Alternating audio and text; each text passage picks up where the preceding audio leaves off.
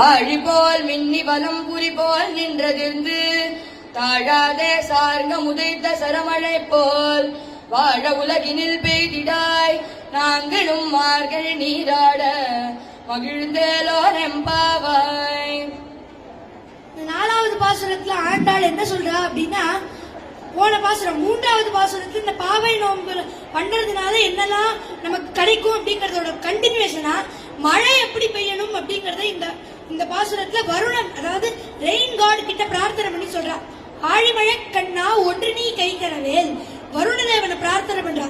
மாரி நீ எனக்கு ஒரு ஹெல்ப் பண்ணணும், ஒன்று நீ கைகரவேல். ஆழியுள் புக்கு உகர்ந்து கொடார்த்தேரி, இந்த ரெண்டு லைன்ல ஆண்டாள் முழு வாட்டர் சைக்கிளையும் சொல்றா. நம்ம எவாபரேஷன், கண்டென்சேஷன், பிரெசிபிடேஷன் படிப்போமே, அது மாதிரி ஆழியுள் புக்கு, ஆழி அப்படின்னா சமுத்திரம், அந்த சமுத்திரத்திலே